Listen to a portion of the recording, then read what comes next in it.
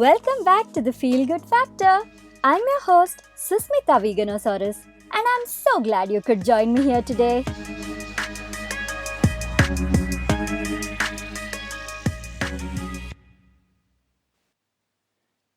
I wanted to sit down and record this episode of the podcast multiple times throughout this past week, but every single time I kept hitting a block. A mental block, an emotional block, whatever it was, I just wasn't able to speak about it. These are times of uncertainty, anxiety, worry, all because of the coronavirus. Not necessarily just the virus, but what it has done to the whole world. I am an incurable optimist. I believe that no matter what happens in my life, it's always for the highest good. And I think this way because that's what has always happened to me. Whenever I've gone through something in life that's been painful or frustrating or stressful or difficult or fear inducing in any way, when I've come out of that situation on the other end and then looked back at it, I've seen that it has served me, served my life path in the best, highest possible way. But even someone like me doesn't magically go around feeling optimistic all the time.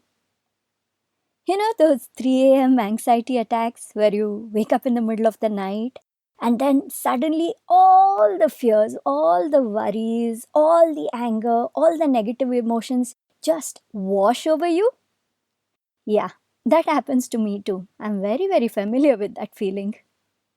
When we're going through something like that, it's not very easy to just ignore those feelings and force ourselves to be happy and joyful. No, feeling good doesn't come from holding on to happiness. It comes from holding on to hope, knowing that this too shall pass, and knowing that whatever is waiting for you on the other side, oh, it's going to be amazing. When it comes to the media I consume, as a habit, I only allow voices of love into my life. People who spread positivity, faith, hope. These are the people I like to listen to, I like to watch.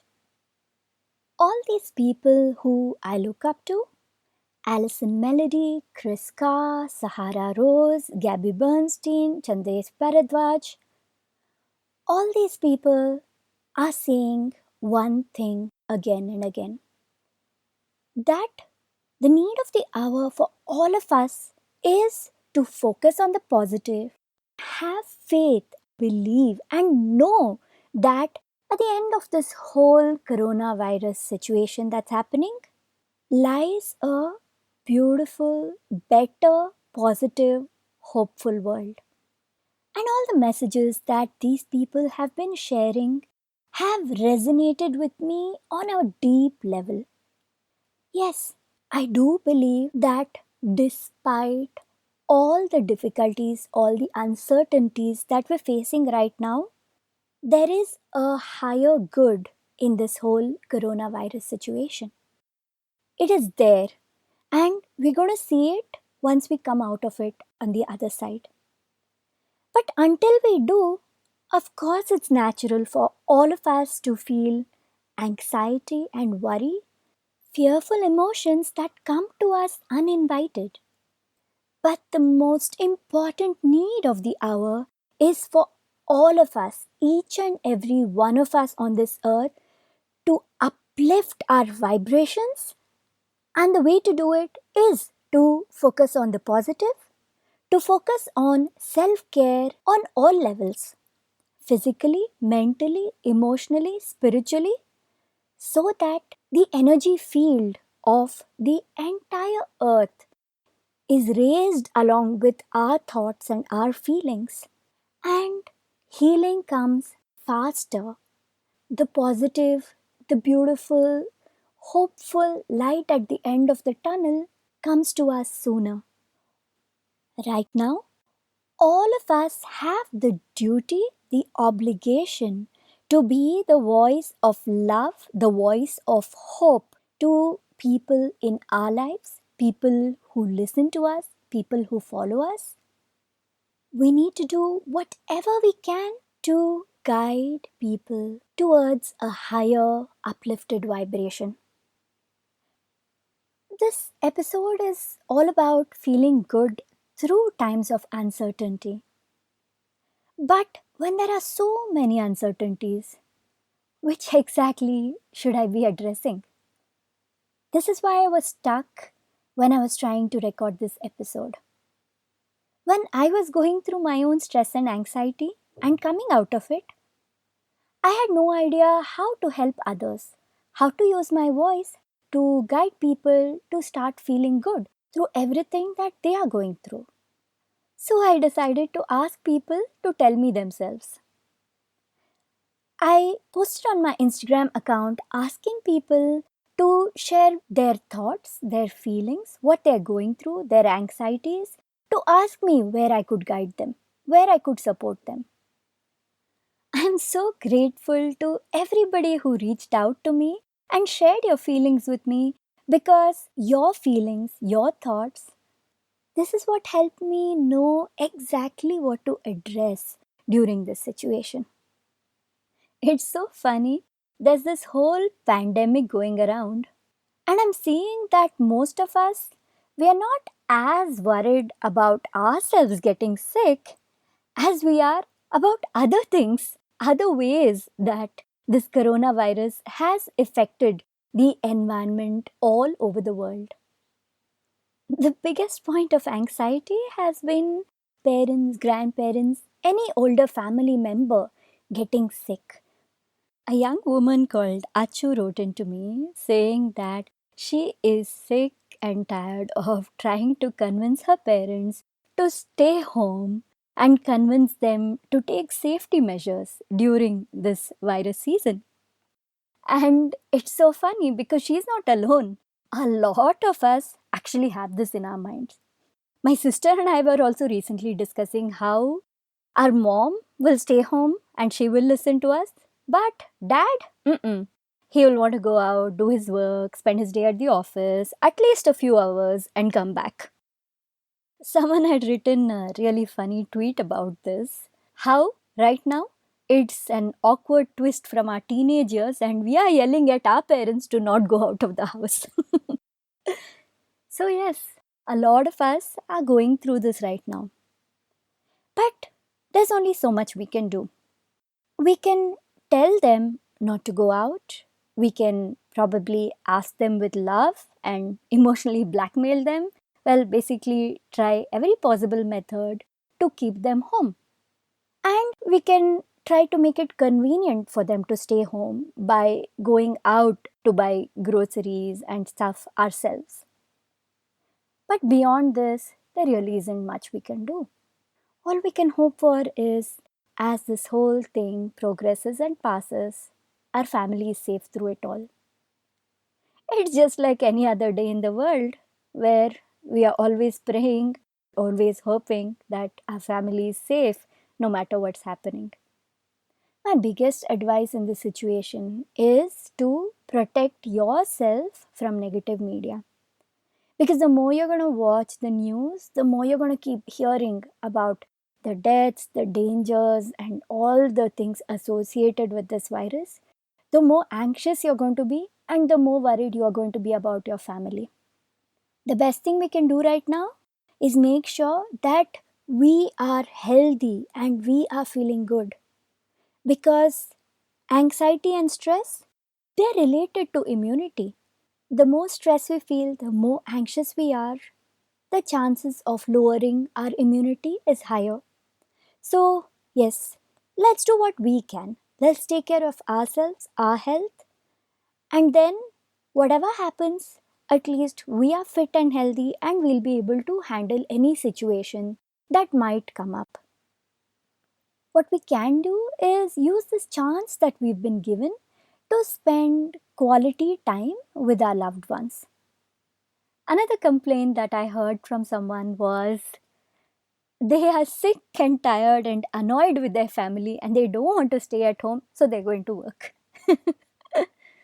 Sometimes it's understandable, but being frustrated, being sick and tired of parents, kids, spouse, in laws, whoever it is you're living with, that is no excuse for you to rush out and go into your office or rush out and go be where other people are there.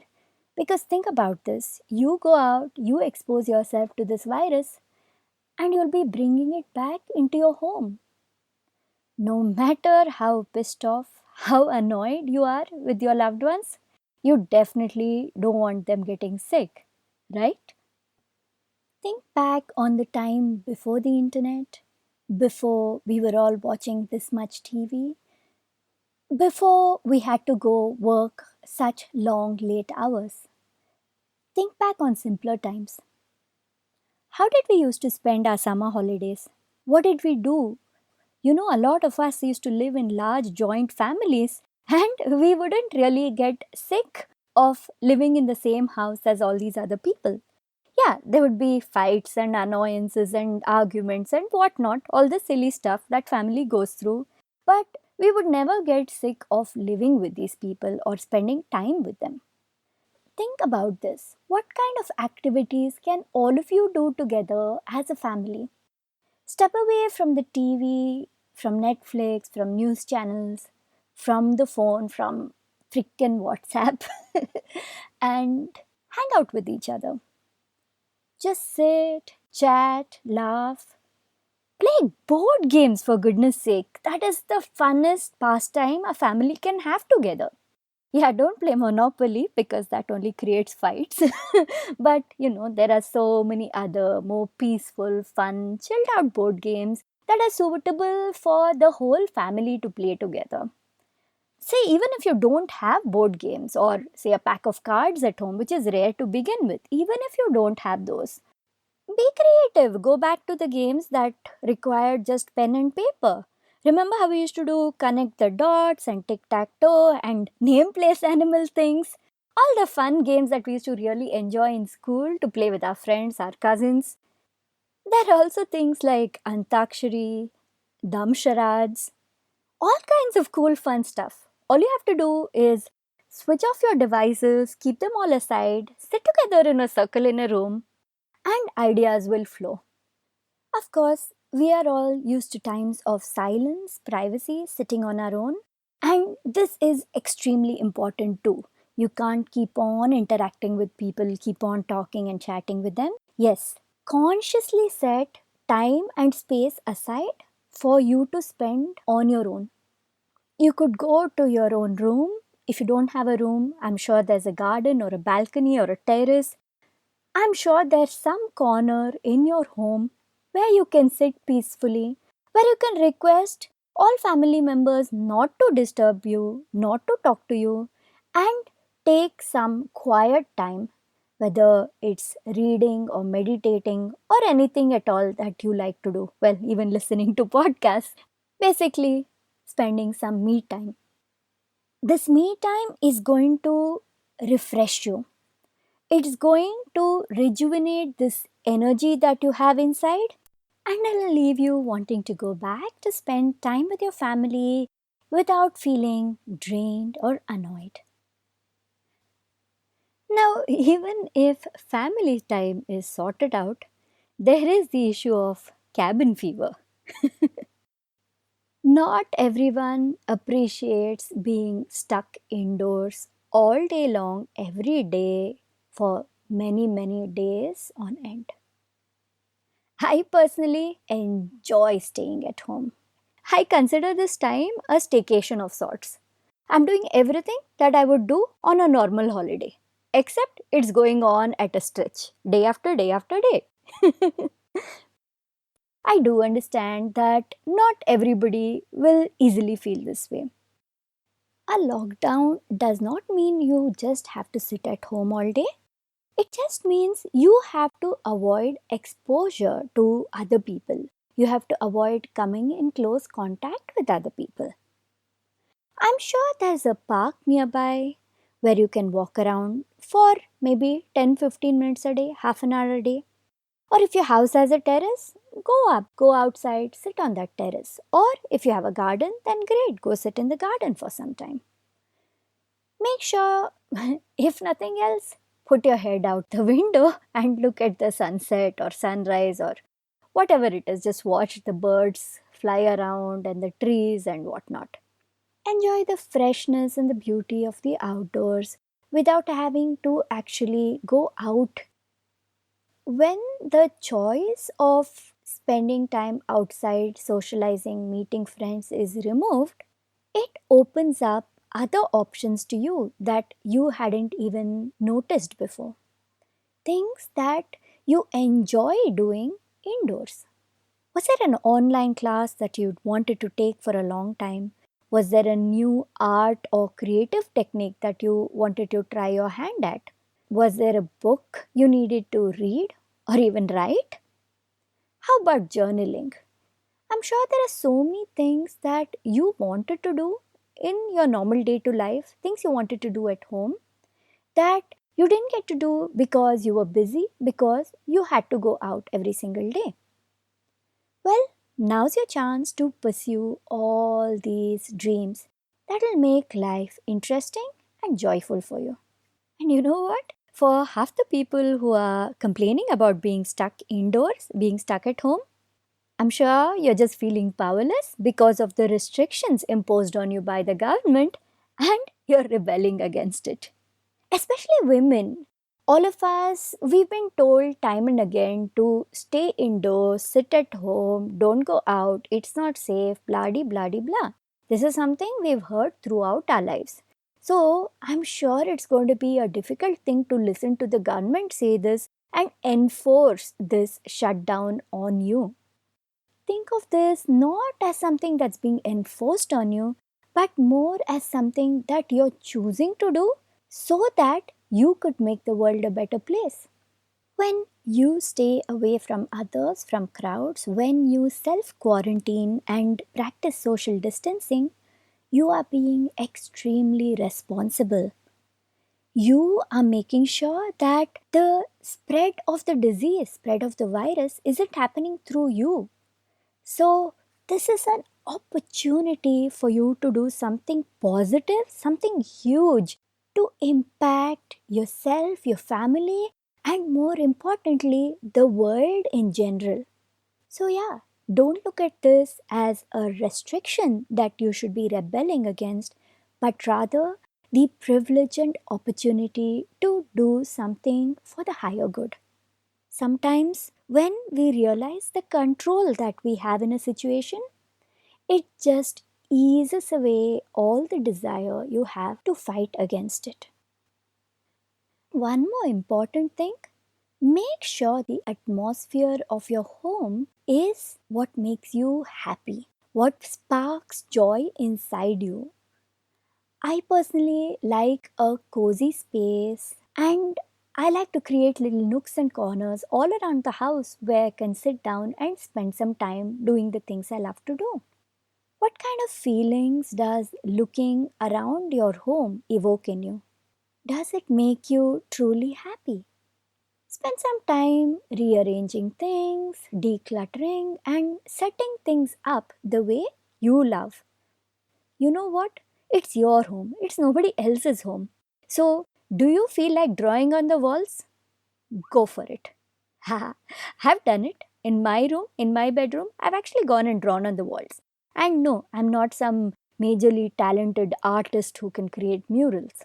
I just went and doodled on the walls because I felt like it. It's my house, my room, my wall. I'm the one who's going to be looking at it. So, who cares what norms are? Who cares what rules are?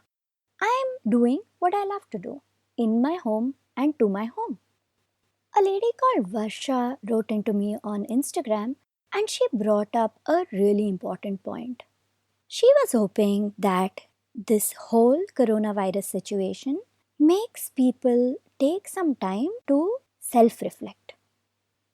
reflect about the choices that they are making in life and how that is impacting the world, the environment, everything around them. Varsha is an architect and she spoke about sometimes how people are obsessed with getting environmentally irresponsible materials to construct their house or to decorate their house with. This made me think too. When you are building your house, when you are decorating your house, who are you doing it for? This is a very important question to ask yourself. Are you choosing every single thing that you are placing inside your home because that thing makes you happy? Or are you doing it to impress others? To impress guests, friends, family members? Who is spending most of their time in your home? It's you. So decorate it, beautify it, fill it with things that make you happy. This helps you also make responsible decisions. Yeah, sure, Italian marble might impress somebody else, but maybe a simpler, more locally available tile or stone is going to make you happy and make you feel cozy and joyful inside your home. I am so thankful that Varsha brought up this point of self reflection in relation to our homes, our living spaces. This is a great opportunity for all of us to sit and contemplate on these choices that we are making.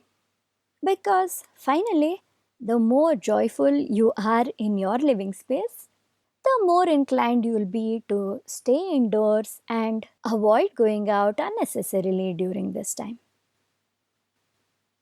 Now, let me talk to you about abundance.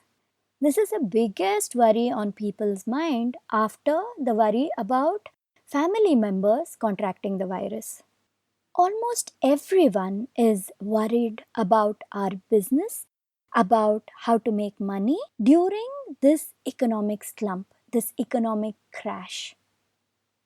We are worried about how to get back on our feet, bring our businesses back to normal after this whole virus situation is over.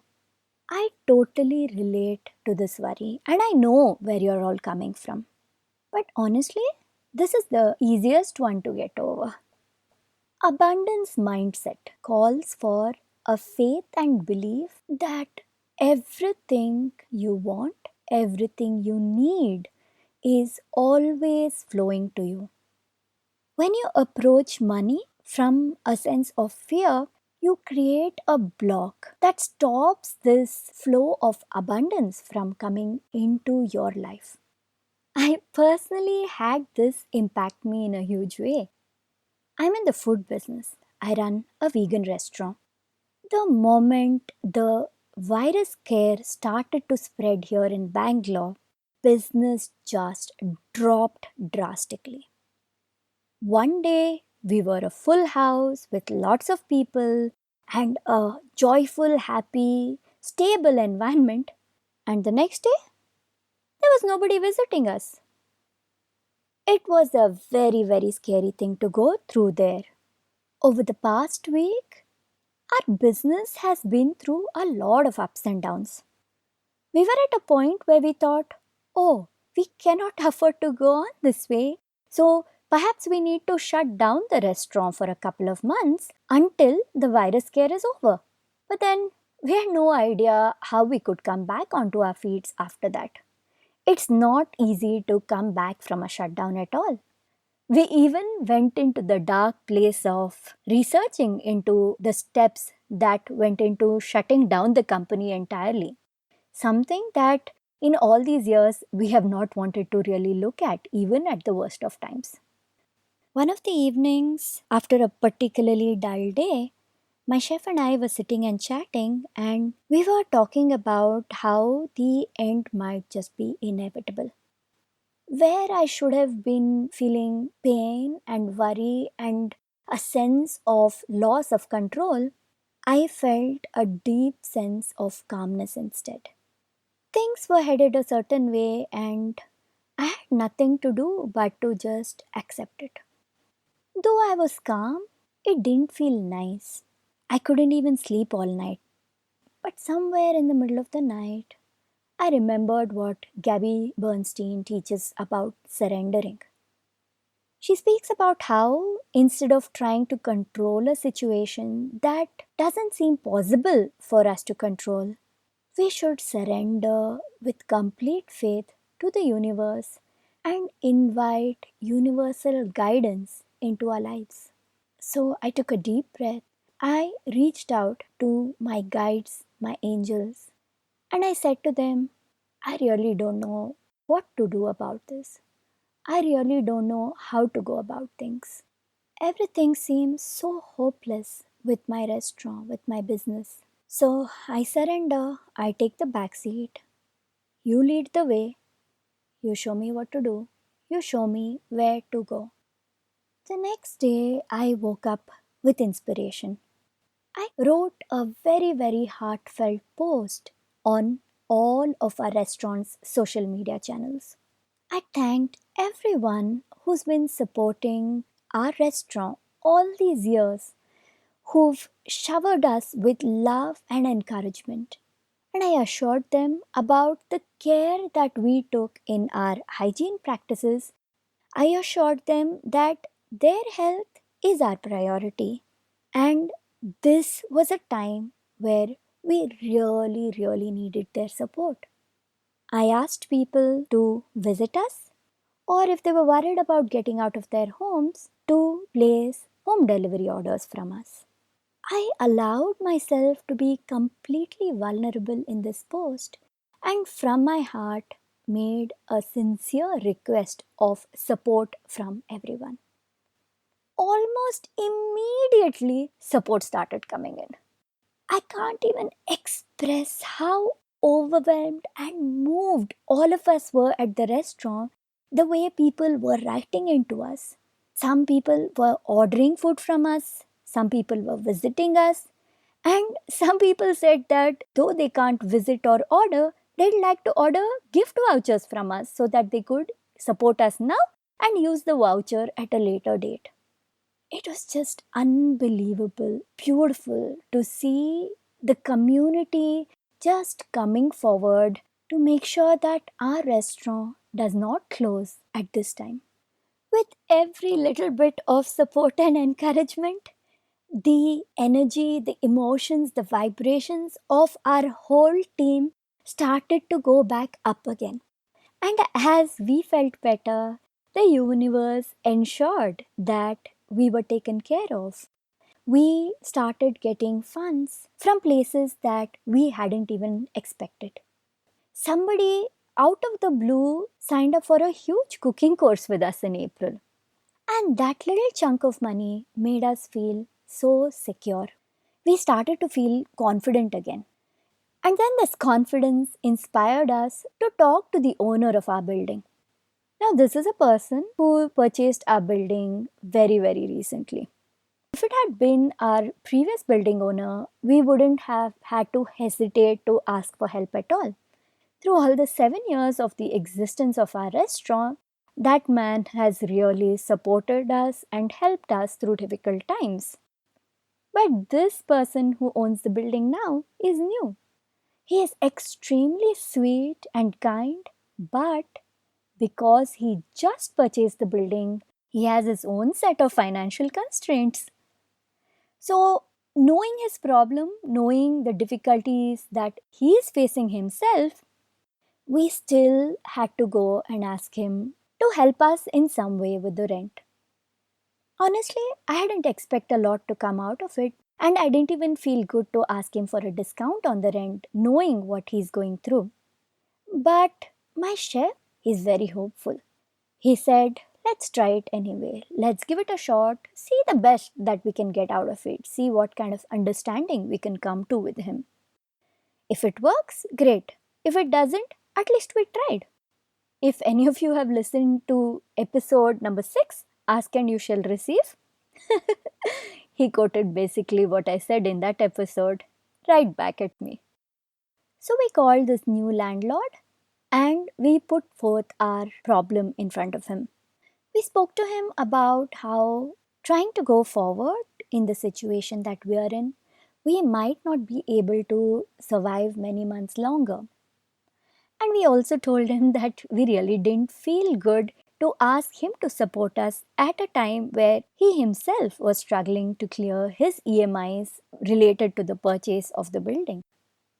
After much discussion, we came to a really nice, beneficial, fair agreement that worked for all of us. We felt relieved. Now we don't know what the situation is going to be in the country. Currently, our government has said that we cannot take in dine in customers, and we are actually happy about this because honestly, we don't want our staff to get exposed to the virus in any way either.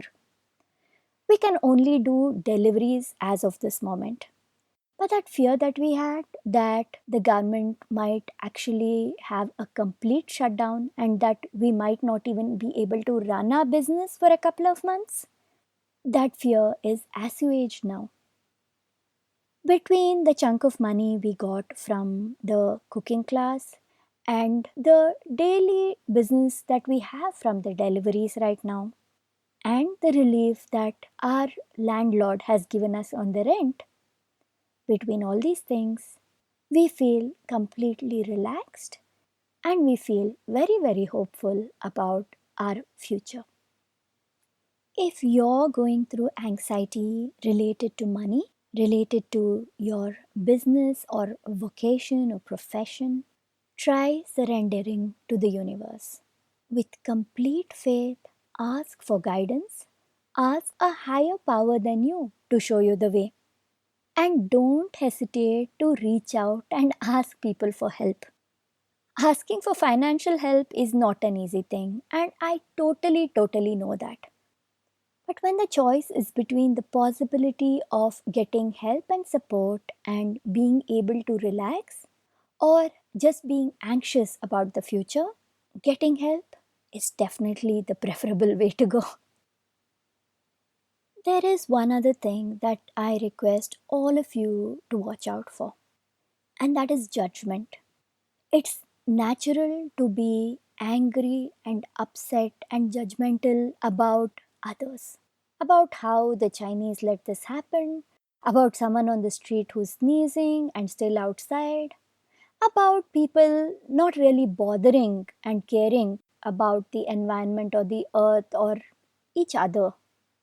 It's easy to get into a cycle of judgment, but judgment is a very, very low vibe energy. It's not going to help you in any way. It's only going to make you sad, angry, and feel hopeless. Instead, try to look for the good in the bad. Always, there is something good to find. Look for the beauty in all this. Though there are deaths and hospitals are overcrowded and groceries are getting over and whatnot, yeah, there is a lot of stuff going on in the world all the time anyway that isn't good, that is out of our control. However, because of this virus, there are many good things happening too. Look at the way nature is thriving through all this.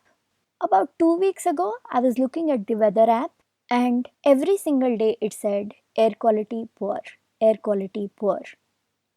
The moment the shutdown happened in my city, that message just disappeared. The air has cleared everywhere. And it's not just air pollution, but noise pollution too. Things are just so much quieter. Traffic has drastically reduced. There's so much peace if you look all around you. And in China, because of the shutdown of the factories, the sky has completely cleared up. I mean, it's a miracle that nobody thought would happen. And surely none of us expected that it would happen because of a little tiny virus that we can't see. Another beautiful thing that's happening is people are coming together. You might have seen some videos from Italy where every evening at 6 o'clock, all the people who are quarantined inside their homes come out into their balconies and they all sing together. Isn't that beautiful? The energy in these videos are brilliant. If you haven't watched one, go hunt it down. The energy of the people, the joy, the laughter. If you just randomly look at that video, you'd think that they're having some kind of a carnival or party. You will never realize that these are the people who've been stuck inside their homes for months on end with a very, very real fear of this virus. Because this is a country where they have seen their neighbors, their loved ones, people getting infected, people dying. If these people are capable of celebrating life together, I don't think the rest of us have any excuse to be sitting and just moping around about the things that are going around in the world. The coronavirus is a symbol of the arrival of the golden age, of the collective consciousness of all of us rising to a higher level, because this virus is going to help us do that. The way people are coming together, the way people have shown love and support towards each other, the way people are using their voices and their strengths to do good in the world, it's just incredibly beautiful to watch. So, yeah, let's all spend time contemplating on the beautiful future that lies ahead of us after this whole thing is over. When we feel good, we uplift the energy of everyone around us. And as more and more people reach for good feelings and higher vibrations, the world is getting uplifted and moved towards a beautiful, loving, compassionate, joyful future. If listening to this episode has given you hope, given you any kind of inspiration at all, please do write into me and let me know your thoughts, your feelings. I'm here for you. And I plan to do more episodes related to this whole coronavirus situation that we're in. No, I'm not going to focus only on it because, yes, we all need a distraction. But there will be many more episodes on how we can take care of ourselves, take care of people around us, and feel good through this situation. Connect with me on Instagram at Veganosaurus. Veganosaurus. Let me know how I can support you with my voice and my words. And of course, if you've been enjoying the feel good factor, I would really, really appreciate your review, rating, subscription. Any way at all, you can support this podcast through your preferred podcast listening app. Your reviews, ratings, subscriptions, they bring the podcast up in various charts and help others like you who resonate with this message find the podcast easily. I'd like to end on a very happy note. It's going to be 3 months since I launched the Feel Good Factor, and recently the podcast hit its first 1K downloads. That's a mini celebration in itself. But there's an even bigger cause for celebration. The Feel Good Factor entered Apple Podcast India's health and fitness charts. It ranked at number 12 at its highest point. And it also was ranked within the top 200 of all podcasts on Apple Podcasts India. This has been possible only because of all of you who've been spending your precious time listening to my podcast. So, right from the bottom of my heart, thank you so much. I truly and deeply appreciate each and every one of you. Thank you so much for listening to the Feel Good Factor. I'm Susmita Veganosaurus, and I'm so glad you could join me here today. Bye!